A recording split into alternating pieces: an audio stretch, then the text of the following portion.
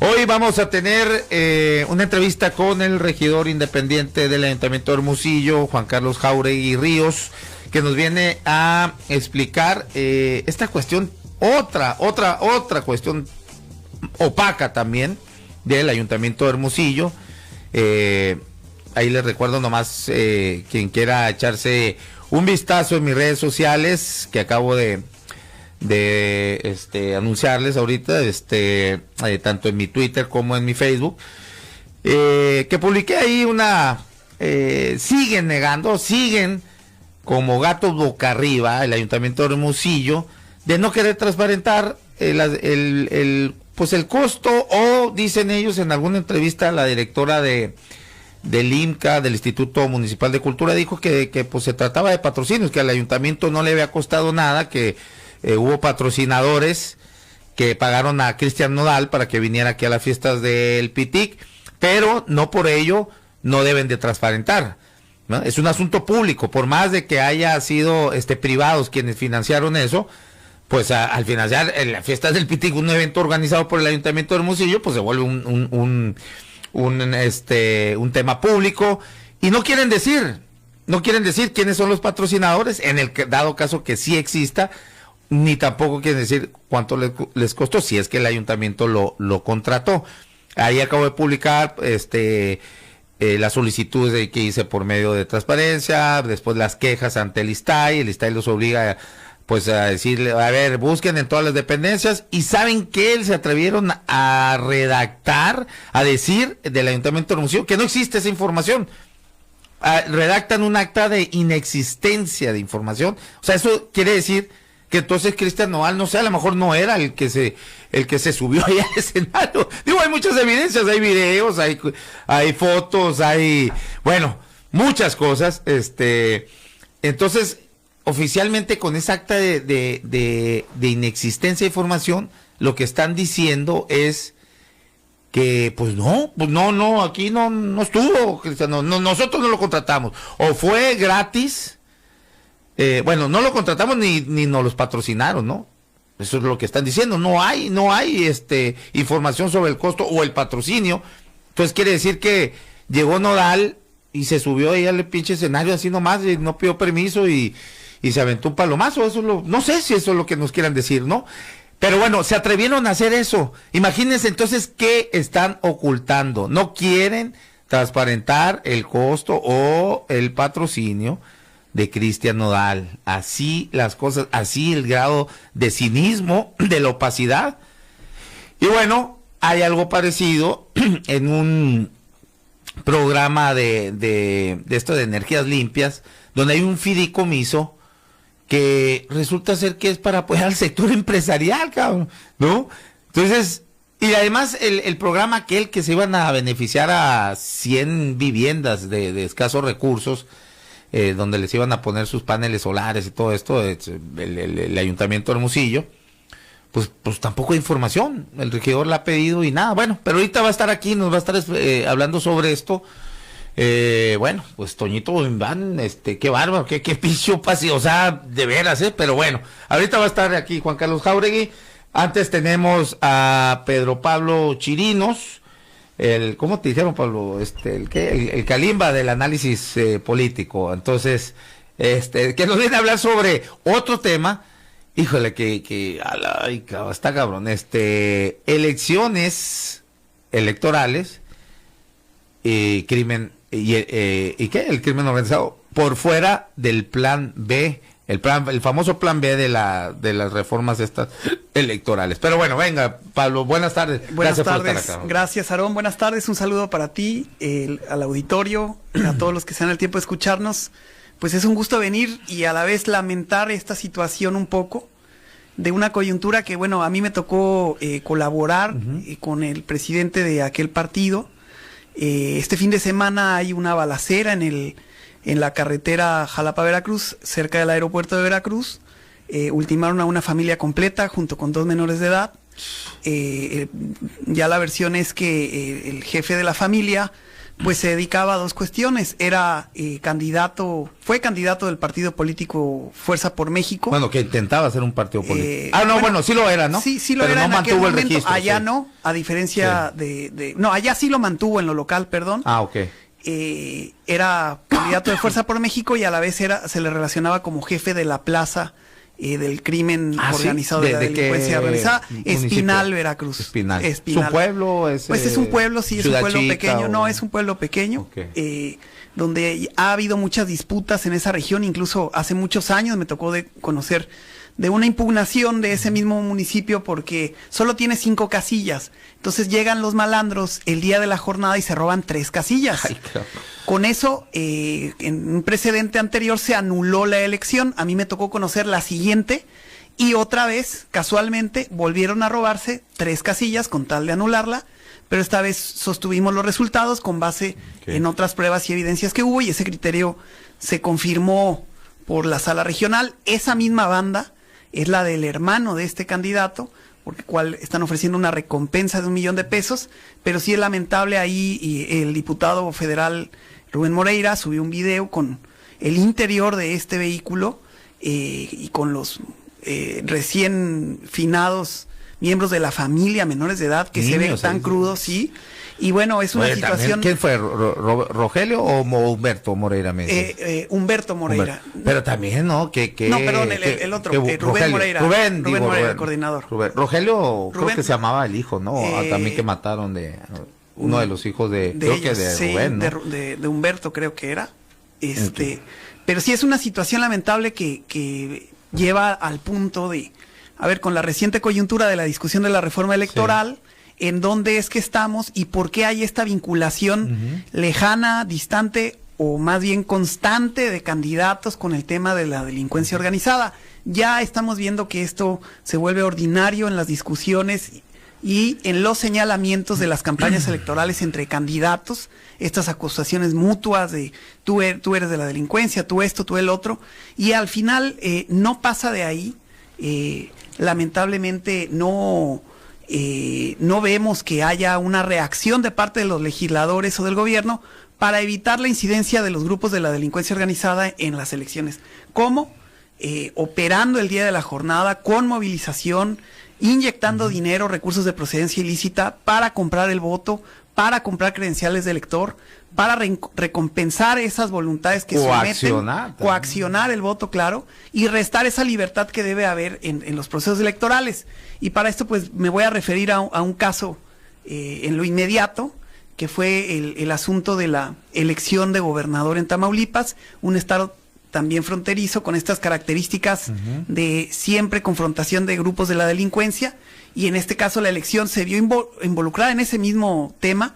Hubo un señalamiento abierto contra el entonces senador Américo Villarreal, que uno de los operadores financieros relacionado con un grupo de la delincuencia organizada había estado con él en alguna reunión y posteriormente fue desaparecido, ¿no? Se le señaló ampliamente en estas cuestiones como de ligereza pública, de involucrar o relacionar sin mayores pruebas. Igualmente ese candidato en su campaña hizo los señalamientos correspondientes al entonces gobernador Cabeza de Vaca, pero la situación fue que él termina ganando la elección y la oposición impugna su resultado con el argumento principal de que se debía de anular por la participación de la delincuencia.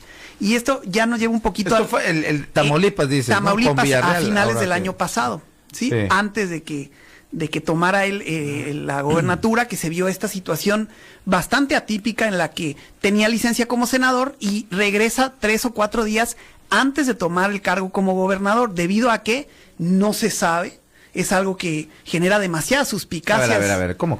Sí, una semana antes de él tomar la gobernatura de Tamaulipas, se reintegró al Senado de la República. Sí. Para el fuero, pues, ¿no? Para el fuero, ¿no? Pero una serie de cuestionamientos ahí que sí ponen en duda o llegan a relacionarse con esos señalamientos que el tribunal desestimó por completo, y es donde entra la parte electoral. Pero fíjate cómo son las cosas, ¿no? Y la importancia aquí de la cual es el tema del que estás hablando, de la ausencia en ese famoso plan B del presidente cuando no pasa la reforma postelectoral y luego le dice, bueno, vamos con el plan B y sí puede reformar ciertas cuestiones ahí que no necesita reformarse constitucionalmente, pues no hacer algunos cambios, bueno, y deja por fuera esta cuestión de no se refuerza ni se buscan mecanismos todavía más sofisticados para acotar de por sí, o sea, está cabrón, siempre va a haber dinero que, mientras el dinero siga siendo el punto central de las elecciones, va a haber que va a entrar dinero siempre siempre va a haber mañas, pero si lo dejas así tan laxo, pues óyeme, y en este caso lo que te quiero, fíjense cómo se acusan, por ejemplo, en un estado como Tamaulipas, que sabemos que está ahí el crimen organizado, pues casi apoderado, ¿no? Y hablo del crimen organizado, no me refiero solamente a los narcos, hay algo más arriba todavía que está ahí, pero bueno, eso sería ya meternos en Honduras, ¿no? Pero en este caso, fíjate, el gobernador saliente, que es Cabeza de Vaca, siempre en el ojo del huracán y siempre acusó muchos documentos periodísticos sobre sus nexos con el narcotráfico, y luego este cabrón acusando al nuevo gobernador, y que parece que pues sí hay sustancia, parecería que podría haber ciertos elementos que por lo menos generan la duda, ¿no? Sí. De que Américo Villarreal. Américo Villarreal, sí, ¿no? Y el asunto es que no hay filtros para esta situación. Eso, y en el tema del análisis en el tribunal, pues tú puedes llegar con un cúmulo de videos identificando a las personas que después, posteriormente en Tamaulipas al menos, se les relacionó directamente con el cártel del Golfo como operadores. El tribunal dijo que no eran pruebas suficientes, entonces la realidad es que nunca va a haber pruebas suficientes si no se modifica el marco normativo, y precisamente era lo que decías, pasa la coyuntura del plan B, bueno, incluso un plan anterior también, y en ninguno de estos planes hay esta propuesta para atacar el fenómeno de la delincuencia organizada en las elecciones. A ver, si aparece esta propuesta aislada del diputado Moreira, coordinador de la fracción del PRI en la Cámara de Diputados, donde dice, queremos frenar ese fenómeno creando la figura del comisionado electoral y un observatorio. Pero esto equivale, en ese ánimo ellos de no modificar el INE, sino más que para la reserva de darle más atribuciones a que una persona de forma unilateral de parte del INE suspenda un proceso electoral. Eso no está previsto en la Constitución. ¿Eso viene en el plan B? No, eso es la propuesta que hizo el diputado Moreira, nada Moreira. Más. Yo creo que se dio cuenta que por la estrategia de no apoyar ninguna política del presidente, hay un costo político que como oposición van a absorber, y por eso siembran esta propuesta, en realidad, pues con una intención buena, pero sin ningún fin práctico, porque tampoco la negociaron en la discusión de la reforma. Entonces, para que se entienda un poco más claramente, tenemos 40 años con las mismas leyes electorales, 25 con lo más reciente, si tú quieres, más la reforma de 2014 y lo que venga. Va a entrar apenas en vigencia el decreto del Plan B, que todavía no se termina de publicar. Ya se publicó una parte, otra no, pero aún así, la discusión para atacar este fenómeno no termina de darse. Sí hay otros temas de discusión para los que violentan a las mujeres, para los que incumplen obligaciones alimentarias, que no pueden ser registrados como candidatos. Pero para este tema, que es todavía más delicado y que también es del interés no solo de entidades, sino de la federación, no hubo ese impulso, y pues nos da lugar a continuar con esta discusión estéril, en lugar de tomar acciones prácticas que nos lleven a esa parte. No, hay un tema que está muy jalado de los pelos ya del Tribunal Electoral, que es que cuando no tiene esas pruebas directas puede decir, por el contexto de Tamaulipas, donde siempre se habla de narco, voy a anular la elección. Pero eso el tribunal lo usa de manera que no se sabe cuál es el patrón que puede decidir, y al final del día, si los magistrados se ponen de acuerdo o les llegan al precio, te pueden tumbar la elección con el argumento que ellos quieran, aun si no hay pruebas, ¿no? Entonces es este tema de que necesitamos un refresh, tanto en el INE como en el tribunal, y necesitamos que entre todos se pongan de acuerdo para así lograr una mejora regulatoria a las elecciones, específicamente con un filtro de deslinde para no solo responsabilidades penales, pero podría valer la pena que se haga una red de vínculos para ver si hay o no, en un caso determinado, relación con la delincuencia organizada, en caso de existir señalamientos objetivos, desde luego. Pero esto, lamentablemente, como decíamos, no se discutió en el plan B de la reforma electoral. Va a haber una actualización ahí que van a hacer a la reforma electoral y luego se va a publicitar, pero esto tampoco se va a discutir y ya nos fuimos así a las elecciones del 23 y del 24, ¿no? Lamentablemente en este caso del ejemplo que te pongo, murió la familia completa. A ver, se dice allá que el jefe de la plaza lo estuvo cazando y lo agarraron ahí en la carretera, pero qué circunstancia tan grave, no nada más en las ciudades grandes, sino aquí, por lo menos en el estado de Sonora, en los pueblos y en las lejanías, donde la delincuencia organizada también ejerce mando de autoridad, y ellos, el interés de ellos no es el ejercer el gobierno municipal o local, sino controlar a la policía del pueblo para ellos poder hacerlo. Bueno, y obras, ¿no? Y bueno, en otros obras, casos, ¿no? Algunas obras, en otros casos ya operan también hasta dentro de los sindicatos, ¿sí? Pero es un fenómeno que cada día se va comiendo ahí en la parte de penumbra, lo institucional. Vemos vínculos de políticos con la delincuencia organizada y no pasa nada, y tenemos que hacernos un poco más conscientes, reconocer esta parte y entender que no está en manos del INE solamente ni del tribunal resolverlo, sino que necesitamos focalizarlo y discutirlo también. Sí, ahora, ¿qué medidas podrían venir, Chirino, tú que eres un conocedor de todo pues eres abogado, le conoces muy bien, has estado muy enfocado, has trabajado mucho en esto de los temas electorales, fuiste precisamente fiscal de delitos electorales? ¿Qué más, qué se puede implementar cuando ya hay pues auditorías, todo tiene bueno, tendría que ser así, ¿no? Todo, si un lápiz compras con dinero de los partidos, que es público, bueno, pues todo eso se tiene que ir registrando, todo se tiene que entrar, pero está la parte donde pues entra el dinero en efectivo como en ríos, ¿no? ¿Cómo controlas? O sea, mira, ¿qué es lo que se debe de hacer? Es que aquí hay un paralelismo entre lo que es el SAT, por ejemplo, y el control que ejerce de lo fiscal sobre todos los ciudadanos y las ciudadanas, y el control que ejerce el INE en la fiscalización de las finanzas de partidos políticos y sus campañas. Por eso es que el INE está tan pertrechado y por eso es que vale tanto el INE, porque ejerce esas facultades de fiscalización y contables sobre los recursos de todas las campañas. Pero ellos debería. No, ellos son los que las tienen atribuidas, pero desde luego en el deber ser de un escenario de imparcialidad, no con esta parcialidad en donde ven por una lona y bajan un candidato a gobernador, un periodicazo sí motiva una tutela preventiva, pero lo demás cierran los ojos y no reaccionan más. Como por ejemplo tarjetas, ¿no? Monex, Soriana, acuérdate, con Peña Nieto no vieron nada, cabrón. No vieron nada. 6 años de un espantoso derroche de económico para apuntalar la campaña de Enrique Peña Nieto. De los 6 años estuvieron así. Y resulta que el INE nunca vio nada, ni los tribunales. Están por irse ahorita en marzo las principales cabezas de los consejeros controlados por la oposición, Lorenzo Córdoba y Ciro Murayama, pero ellos han agilizado ahorita una mecánica de renovación de las direcciones en la unidad técnica de fiscalización, particularmente la dirección de resoluciones y normatividad. Ellos son los que hacen las labores de auditoría y de revisión de quejas de Ciro Murayama y Lorenzo Córdoba, que ya se van.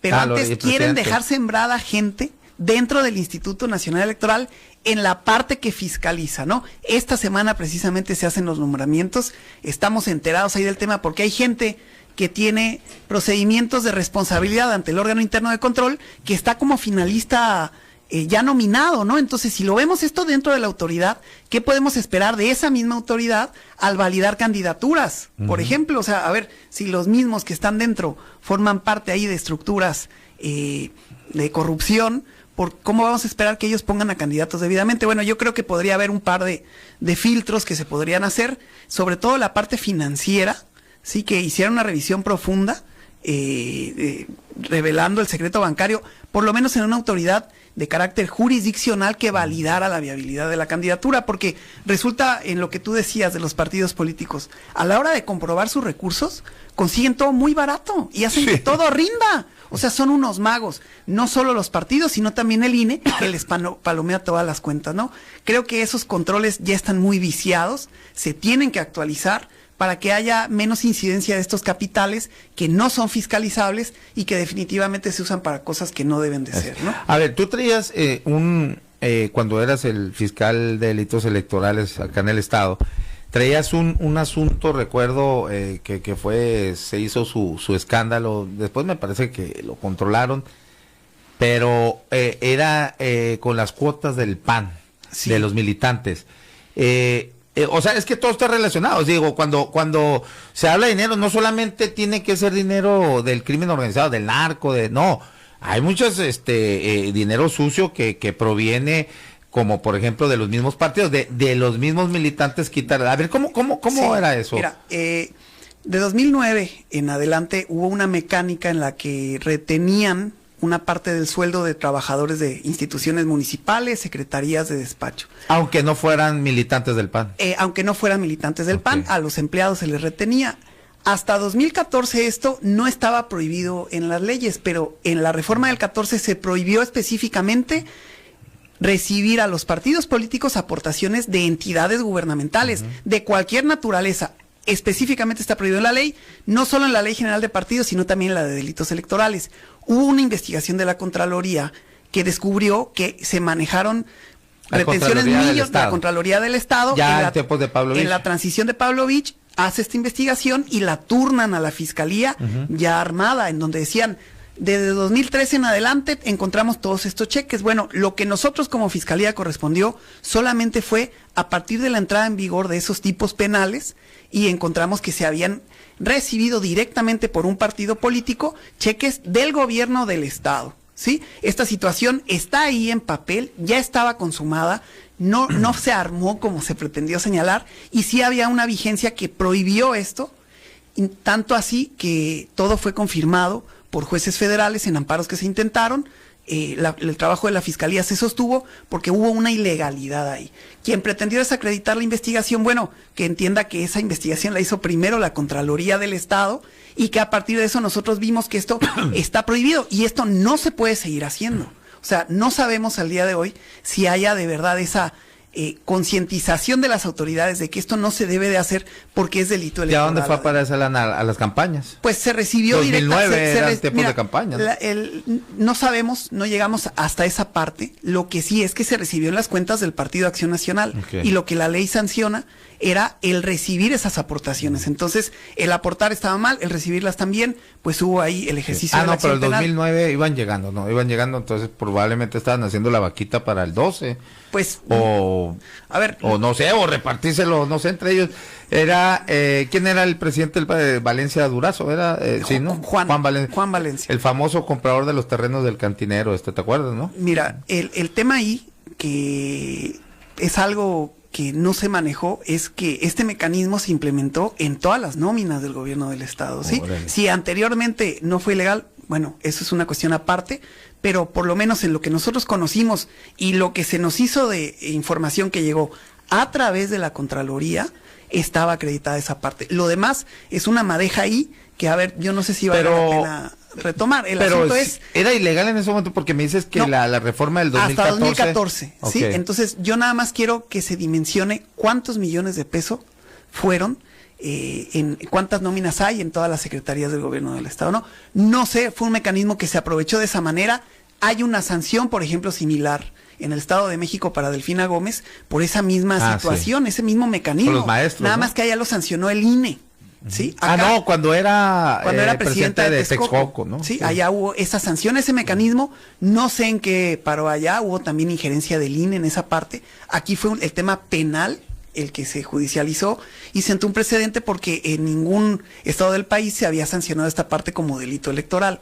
Pero bueno, es un ejemplo, un botón de todo el cúmulo de vacíos que hay y de oportunidades para mejorar la normativa que simplemente tanto en la fiscalización de partidos como en las reglas de contabilidad gubernamental están ahí como si fuera un tabú moverles, ¿sí? O sea, no se le puede mover. No, ni se te ocurra porque te pegan un manazo. Que oye, el INE no se toca. No, muy conveniente el pinche hashtag, ¿no?